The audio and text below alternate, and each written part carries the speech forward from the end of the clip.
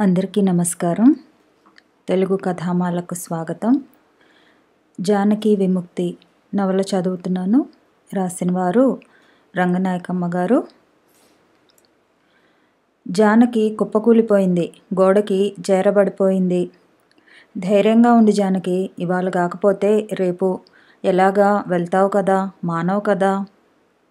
ఏం ధైర్యం, వాసంతి పెళ్ళట రేపు రాత్రి తిరుపతిలో, ఇప్పుడు బయలుదేరాలంటున్నాడు అని దడదడలాడుతూ చెప్పింది జానకి. ఇప్పుడా తిరుపత, మరెలాగా అని కంగారు పడిపోయింది విశాలాక్షి.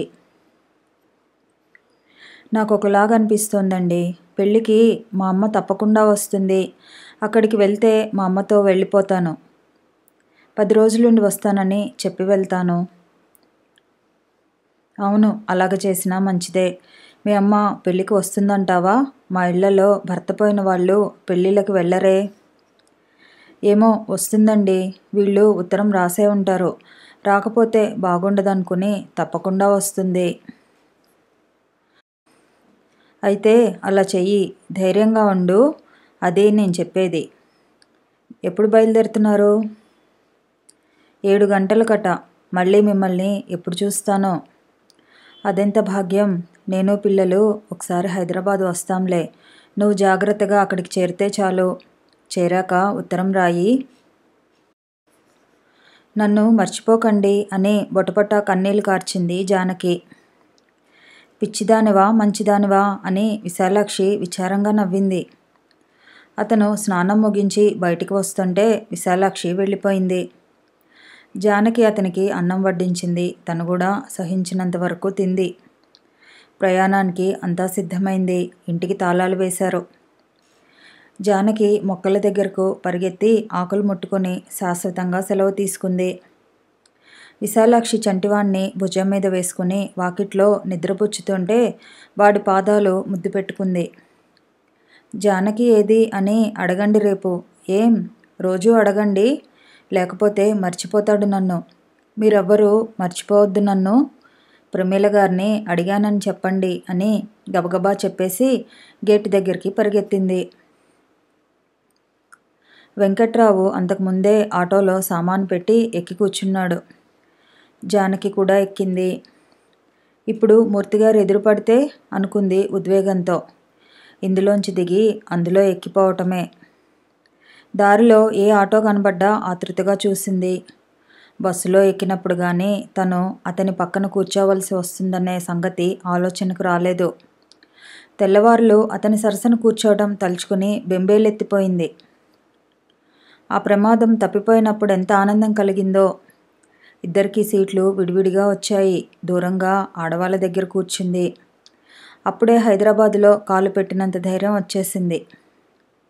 పక్కావిడ ఒళ్ళో 2 ఏళ్ల పిల్ల నిద్రపోతోంది. ఆవిడ చోటు సరిపోక ఇబ్బంది పడుతుంటే పాపని ఇలా పడుకోబెట్టండి అని జానకి పిల్ల కాళ్ళు తన ఒళ్ళో పెట్టుకుంది.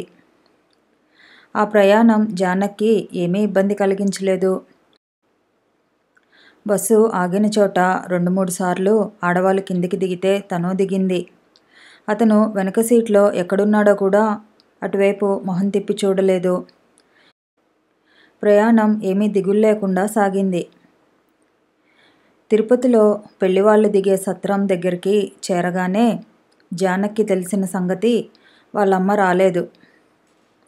కానీ ఇంకా చాలామంది రాలేదు. మొదట ఎంత భయం వేసిందో, అంత ధైర్యం వచ్చింది వెంటనే.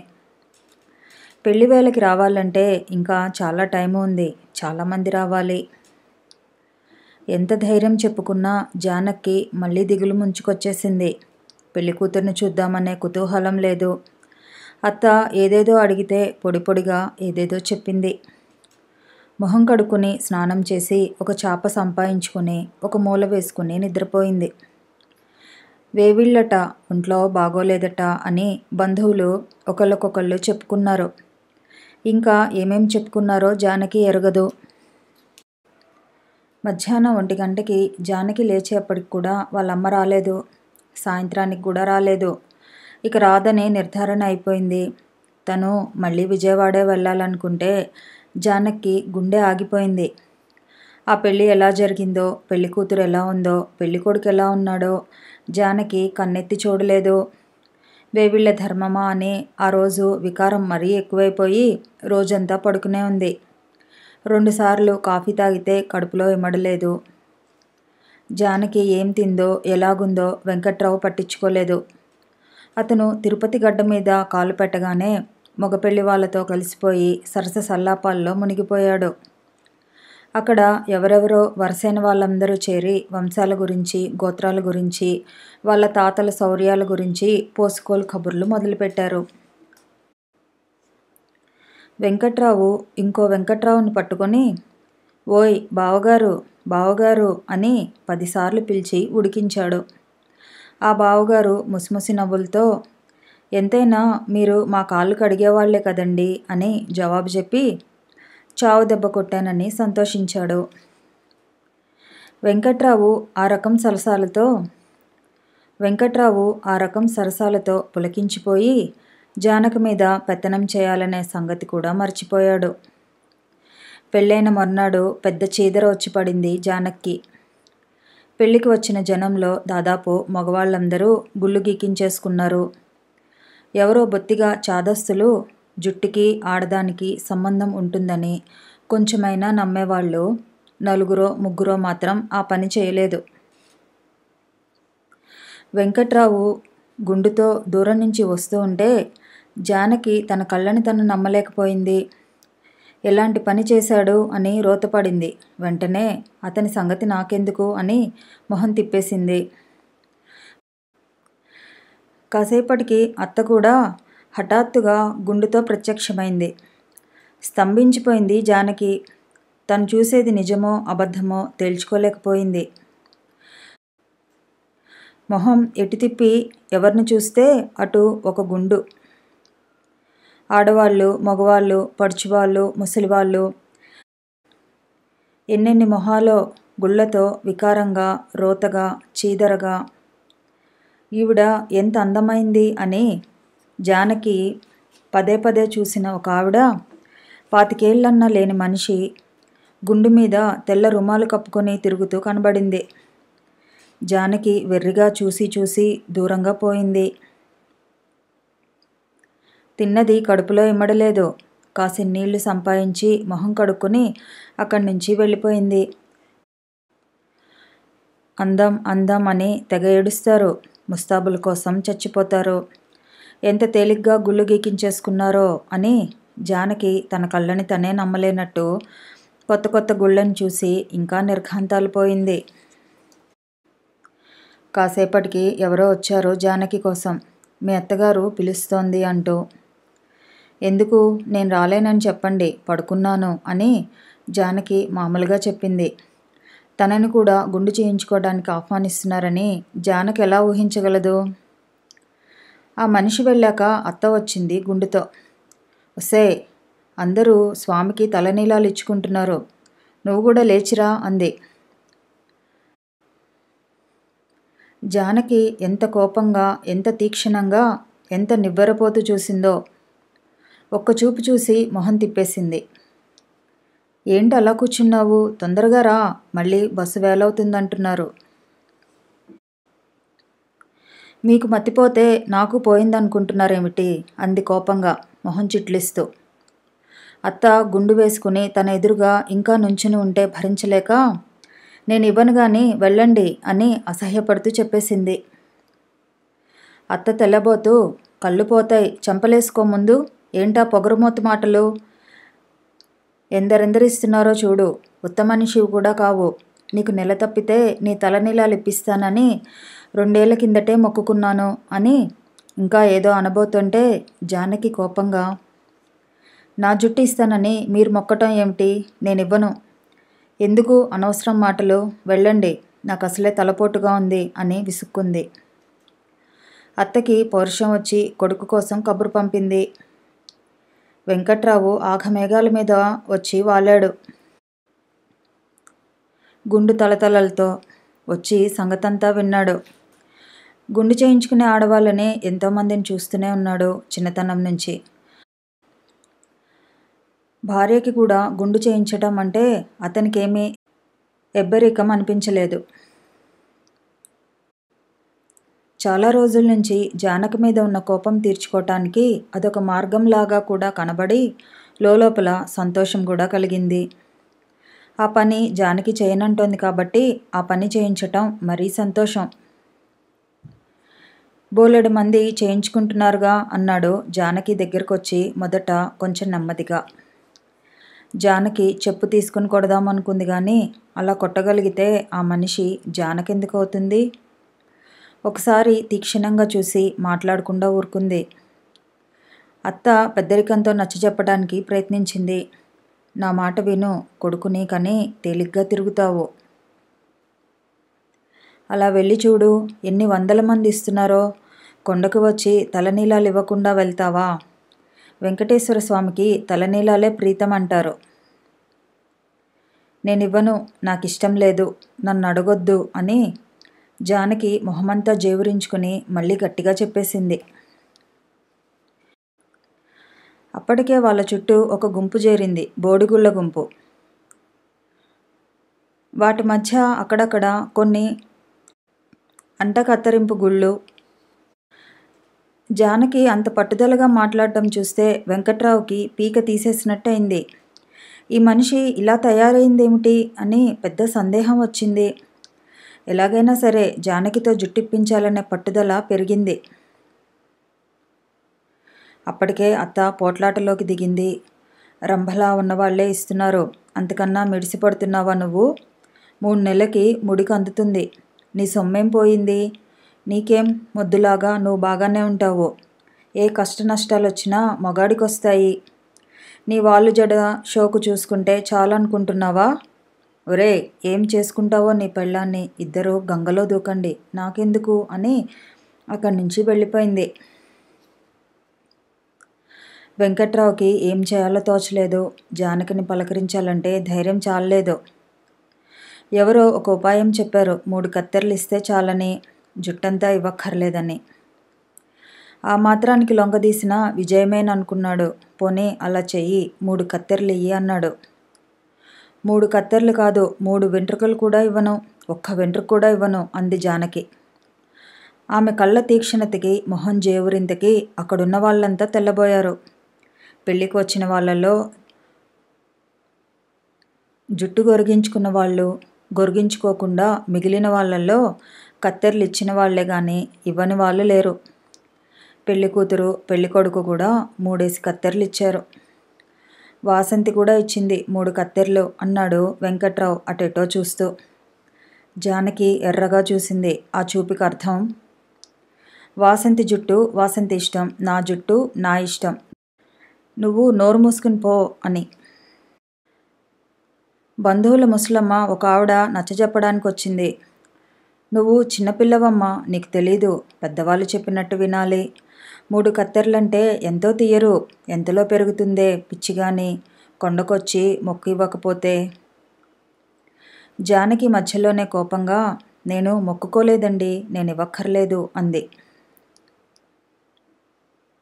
ఆ పిల్లని బెదరగొట్టకండి అందరూ చుట్టూ చేరి అని మందలించారెవరో.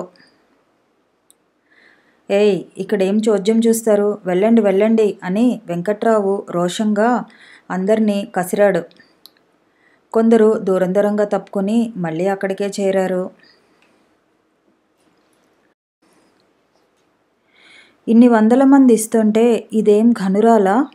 ఎలా ఇవ్వదో నేను చూస్తాను అన్నట్టు వెంకట్రావు బెదిరింపు చూపులు చూడటం మొదలుపెట్టాడు.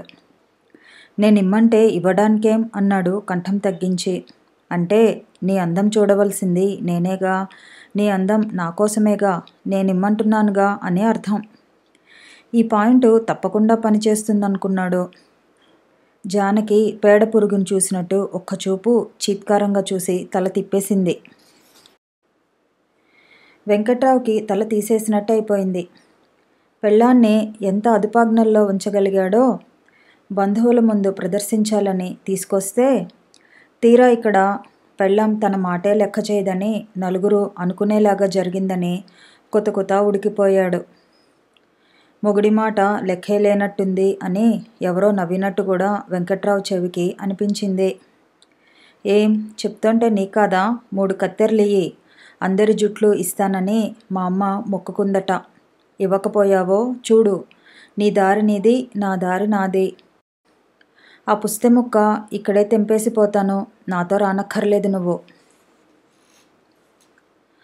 జానకి మౌనం చెక్కు చెదరలేదు, ఎప్పట్లాగే నుంచుంది. వెంకట్రావుకి గంగ వెర్రులెత్తిపోతున్నాయి. ఇంతమందిలో తన మాట తీసిపారేసింది. దీన్నింకా ఏలుకోమని ఉందా? ఇక తర్వాత ఏం చేయాలో తోచలేదు. అన్ని ఆయుధాలు అయిపోయాయి. పుస్తెలు తెంపుతానన్న ఆయుధం కూడా అయిపోయింది. జానకి నీరసంతో కాళ్ళు తేలిపోతున్నాయి. వికారంతో కడుపు చుట్టుకుపోతోంది. స్పృహ తప్పి పడిపోతే వీళ్ళు బలవంతంగా జుట్టు కత్తిరిస్తారేమో, 3 కత్తెరలన్నా తీసేస్తారేమోననే భయంతో సర్వశక్తులు కూడగట్టుకొని స్పృహ నిలుపుకుంటోంది. అత్త రెండోసారి మందలింపులకు వచ్చి, ఇంత రాద్ధాంతం చేసుకుని బస్సు ఎక్కామంటే తిరుగు ప్రయాణంలో ఏవన్నా అయితే అని ఒక పాయింట్ లేవనెత్తింది. అయితే నాకే అవుతుంది అంది జానకి. నీకెందుకు అవుతుంది? నువ్వు మొద్దులాగా బాగానే ఉంటావు. ఏ పాపం ఎరగని వాళ్ళం, మాకే అవుతుంది అని అరిచాడు వెంకట్రావు. భవిష్యత్తులో హేతువాది కాబోయే ఒక కుర్రాడు, మీకెందుకు అవుతుందండి, ఎవరు తప్పు చేస్తే వాళ్ళకే అవుతుంది, మీకెందుకు అవుతుంది అని వాదానికి దిగాడు. 100 సంవత్సరాల కిందట పుట్టిన ఇంకో కుర్రాడు, బస్సుకి ఏదన్నా ప్రమాదం అవుతుందనుకో, అందరికీ అవుతుందా లేదా అని ఎదర పాయింట్ని తిరగ్గొట్టాడు. కాబోయే హేతువాది ఆలోచనలో పడిపోయి జానకి వైపు తిరిగి, దేవుడు లేడనా మీ అభిప్రాయం అని ఆమెతో చర్చించాలని కుతూహలపడ్డాడు. కానీ జానకి మొహం చూసి హడలి చర్చలోకి దిగుదునా మానుదునా అని సంకోచిస్తుండగా, ఏయ్ నువ్వూరుకో అని కొన్ని గుళ్ళు అతన్ని తరిమేశాయి. వెంకట్రావుకేమీ దారితోచక కొట్టుకుంటూ ఉంటే తల్లి గుండు కొడుకు గుండుతో, సరేలేరా, దాని పాపం దానిదే, ఆ పరమాత్ముడికి అన్నీ తెలుస్తాయి. అది 9 నెలలు నిండి బిడ్డను కని మళ్ళీ కళ్ళు తెరుస్తుందనుకుంటున్నావా? వాళ్ళు జడేసుకుని తిరుగుతున్నానని ఇవాళ మురిస్తే కాదు, ముందుగతి చూసుకోవాలి. దాని కర్మ అదే అనుభవిస్తుందిలే, పోనీయి, మనకెందుకు అని ఇక గతిలేక ధర్మశాస్త్రాలు వల్లించింది. వెంకట్రావు జానకి వైపు ఒకసారి సర్రున చూసి గుండె ఎగరేసి తన పరాజయాన్ని వేదాంతోక్తంగా స్వీకరించాడు. అందరూ తిరుగు ప్రయాణాలు అవుతున్నారు. అత్త పెళ్లివాళ్లతో వెళ్తోంది. జానకి తన ప్రయాణం విషయం రాత్రి నుంచి విధి విరామం లేకుండా ఆలోచిస్తోంది. తల్లి తప్పకుండా వస్తుందని తను అనుకోవటం ఎందుకు? ఎంత పిచ్చి పని! తని పెళ్ళికి చచ్చినా రానని కూర్చుంటే అతనేం చేయగలిగేవాడు? బలవంతంగా లాక్కురాగలడా? తన దారిన తను పోయేవాడు. తర్వాత తను విశాలాక్షిని తీసుకొని మూర్తిగారింటికి వెళ్తే ఎంత బాగుండేది. ఎంత తెలివి తక్కువ పని చేసింది. తను మళ్ళీ అతనితో విజయవాడ వెళ్ళాలి. ఆ ఇంట్లో కొన్ని గంటలైనా ఉంటే గానీ బయటపడే దారి లేదు. పెళ్లి జనం కొందరు హైదరాబాద్ వెళ్తున్నారు. వాళ్ళతో హైదరాబాద్ వెళ్తానని అడిగితే ఒప్పుకోడు. అనవసరం. అసలు అతన్ని తను ఒక అనుమతి అడగటం ఏమిటి? అతను ఒప్పుకోకపోవటం ఏమిటి? ఒప్పుకోకపోతే ఏం? హైదరాబాదు బస్సు దగ్గరికి వెళ్ళిపోతే చాలా గందరగోళం చేస్తాడు. పోట్లాట పెడతాడు. బస్టాండులో దెబ్బలు కొట్టినా కొడతాడు. ఏం తప్పు దొరుకుతుందా అని కనిపెట్టి చూస్తున్నాడు. అలాంటి వాడితో మళ్ళీ ఆ ఇంట్లోకి వెళ్ళటం ఎలాగా? ఇంకేం చేయాలి? ఏం మార్గం ఉంది? హైదరాబాద్ బస్సు ఎక్కాలంటే తన దగ్గర డబ్బేది? జానకి ఎంత ధైర్యంగా ఉండాలనుకున్నా విచారంతో కుంగిపోయింది. ఒక్క క్షణం ధైర్యంగా ప్రవర్తిస్తే 2 రోజుల కిందటే ఈ నరకం తప్పిపోయేది. తెగించి మూర్తిగారింటికి వెళ్తే సరిపోయేదానికి ఆయనే వచ్చి తీసుకెళ్తాడని వెధవ పిరికితనంతో వెనకాడింది. విశాలాక్షి వద్దంటే మాత్రం తనెందుకు వినాలి? తన జ్ఞానం తనకు ఉండొద్దా? ఆ తప్పుకి ఈ శిక్ష అనుభవించవలసిందే. పిరికితనం ఏం మేలు చేస్తుంది ఎవరికైనా? తిరుగు ప్రయాణం ప్రారంభమైంది. మళ్ళీ ఆశ్చర్యంగా జానకి వెంకట్రావు పక్కన కూర్చోవలసిన ప్రమాదం తప్పింది. మళ్ళీ ఆడవాళ్ళ దగ్గరే కూర్చుంది. 2 రోజుల నుంచి తిండి లేదు. శరీరం ఒత్తిలాగా వేళ్లాడిపోతోంది.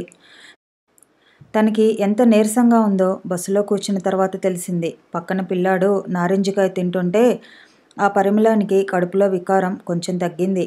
ఆ పిల్లాడి దగ్గర నారింజ తొక్కలో తీసుకుని దాని వాసన చూస్తూ కూర్చుంది. వెంకట్రావు పక్క సీట్లో కూర్చున్నాడు. తెల్లరంగు బొచ్చు టోపీ పెట్టుకున్నాడు గుండు మీద. జానకి ఏమాత్రం కన్ను తప్పినా అతను కనబడుతున్నాడు. ఎంతసేపు కిటికీలోంచి బయటికి చూస్తూనే కూర్చుంది. రోడ్డు పక్క ఇళ్ళు, బజార్లు, ఊళ్ళు దాటిపోతున్నాయి. చిన్నపిల్లలు, ఆడపిల్లలు, పరికి నీళ్లు కట్టుకునే వయసు పిల్లలు కనబడితే జానకి అంత దిగుల్లో కూడా ఒక మాయతెర తొలగిపోయినట్టు సంతోషం వేస్తోంది. ఒకప్పుడు తను కూడా ఇంత సంతోషంగా ఉన్నానా అనిపిస్తోంది. అదంతా ఈ జన్మలో కాదేమో అనిపిస్తోంది. జానకి చిన్నతనమంతా అంత నిశ్చింతగా, అంత సంతోషంగా ఎలా గడిచిందో ముందు జీవితంలో వెంకట్రావుని భర్తగా పెట్టుకొని. దారిలో బస్సు ఆగినప్పుడు వెంకట్రావు 2 సార్లు దిగి రోడ్డు పక్క హోటళ్లలో తిన్నాడు, తాగాడు. జానకికి ఏమైనా కావాలా అని అడగలేదు. మంచినీళ్లు కూడా తెచ్చి ఇవ్వలేదు. తిరుగు ప్రయాణం చేస్తున్నంతసేపు పెళ్ళానికి ఎలా బుద్ధి చెప్పాలా అనే ఆలోచనలోనే ఉన్నాడు. ఇంటికి వెళ్ళగానే పట్టుకుని చావగొడితే సుబ్బారావు చేశాడే అలా చేయాలి. పక్కటెముకలు నుగ్గు నుగ్గు అయ్యేలాగా కుళ్ళబడవాలి. కుళ్ళబడవాలి అనే ఊహ రాగానే శరీరం ఉత్సాహంతో ఉరకలు వేసింది. కానీ పోలీసులు, ఆసుపత్రి, 1000 రూపాయల ఖర్చు, సుబ్బారావు పడ్డ గందరగోళం, అన్నింటినీ మించి జానకి అన్న సత్యం అన్నీ గుర్తొచ్చి కొంచెం జంకు కలిగింది. అలా కాదు, ఇంటికి వెళ్ళగానే తలుపులు తెరిచి తను గుమ్మానికి అడ్డంగా నుంచోవాలి. నా గుమ్మంలోకి రావద్దు, ఎక్కడికి పోతావో పో, నిన్ను నేను ఏలుకోను అనాలి. అంతే. ముండకి ఆ శాస్తి జరగాలి. మొహం మీద తలుపులు మూసేసి లోపలికి వెళ్ళిపోవాలి. గుమ్మం ముందు ఏడుస్తూ కూర్చుంటుంది. 4 గంటల సేపు కూర్చొనిచ్చి చెప్పినట్టు వింటావా? కిక్కురుమనకుండా పడి ఉంటావా? ఎదురు జవాబులు చెప్పటం మానతావా? అయితే లోపలికి రా, చాకరీ చేసుకుంటూ పడి ఉండు అనాలి. అప్పుడు కానీ బుద్ధి రాదు. అన్నింటికీ ఎదురు జవాబులు నేర్చింది. ఒకసారి ఇంట్లోంచి బయటికి గెంటితే గానీ లాభం లేదు. బెజవాడలో బస్సు దిగి రిక్షా ఎక్కేదాకా అతనికి ఆ ఉద్దేశమే ఉంది. రిక్షాలో జానకి ఒదిగి ఒదిగి కూర్చోవటం కనిపెట్టి అతని ఆలోచన ఇంకో రకంగా మారింది. ఇంకో దారి పట్టింది. కొన్నాళ్ళ నుంచి తనతో ఎడమొహం పెడమొహంగా ఉండటం, ఆ రోజు రాత్రి దూరంగా వీధి గదిలో పడుకోవటం, దగ్గరికి వెళ్ళబోతే ముట్టుకోవద్దని అరవటం, అదంతా గుర్తొచ్చింది. ఆ సంగతి ఎలా మర్చిపోయానా అని కోపంతో ఊగిపోయాడు. చూస్తాను దీని పంతమేమిటో అని శపథం పట్టాడు. ఇంటికి వెళ్ళేటప్పటికి అర్ధరాత్రి 1 గంట దాటింది. వెంకట్రావు ఇంటి తాళాలు తీశాడు. జానకి మెట్ల మీద ఉన్న సంచి పెట్టే ముందు గదిలో పెట్టింది. వెంకట్రావు వీధి తలుపులు మూసి లోపలికి వెళ్ళి ప్యాంటు, షర్టు, బనీను విప్పేసి కడ్రాయర్తో మంచం ఎక్కి పడుకున్నాడు. జానకి ఘోరంగా అసహ్యం కలిగించే విషయం అతను అలాంటి డ్రాయర్తో తిరగటం, పడుకోవటం. జానకి కొంచెం మంచినీళ్ళు తాగి వీధి గదిలోకి వచ్చి పక్క వేసుకుంటోంది. 2 నిమిషాలే ఉంటుంది. ఏయ్ ఇలా రా అని పిలిచాడు. తెల్లారేదాకా జాగ్రత్తగా కాలం గడుపుకోదలిచింది. వెంటనే లేచి వెళ్ళింది. మంచినీళ్ళెయ్యి అన్నాడు. అతని గుండు, ఆ లాగు, ఆ పడుకోవటం చూస్తే జానకి శరీరం చీదరతో జలధరించిపోయింది. గ్లాసుతో మంచినీళ్ళిచ్చింది. తాగాడు. అక్కడేం చేస్తున్నావు? కాళ్ళు పట్టు. జానకి ఎంత కోపం వచ్చిందంటే చేతిలో కత్తిలాంటిది ఉంటే పొడి చేయాలనిపించింది. నిన్నే, ఇలా వచ్చి కాళ్ళు పట్టు.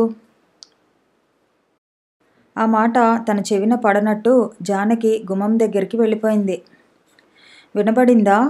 నేను పట్టను. ఏం? అంటూ వెంకట్రావు పడుకున్నవాడల్లా దిగ్గున లేచి కూర్చున్నాడు.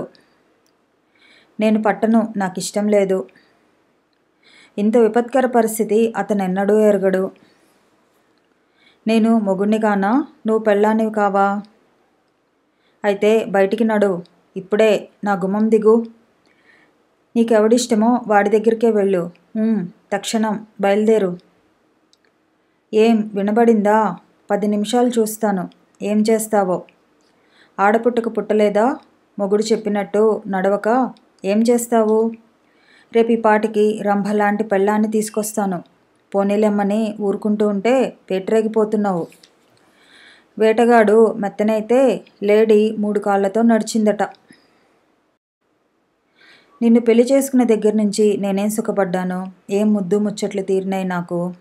ఆఖరికి నా బంధువులందరిలోనూ నన్ను నవ్వుల పాలు చేశావు. నీ సంగతేమిటో నేను చూస్తాను. ఇక నుంచి మీరు చెప్పినట్టే నడుచుకుంటాను. బుద్ధొచ్చింది అని ఒప్పుకొని నా దగ్గరికి వస్తే రా, లేకపోతే నా గుమ్మంలోంచి బయటికి పో. ఇన్ని మాటలు లేవు నాతో అని వెంకట్రావు గబగబా లేచి వీధి గది తలుపులు బార్లా తీసేశాడు. కథ కొనసాగుతుంది. మళ్ళీ కలుసుకుందాము. ఈ వీడియో నచ్చితే లైక్ చేయండి, షేర్ చేయండి, కామెంట్ చేయండి, ఛానల్ని సబ్స్క్రైబ్ చేయండి.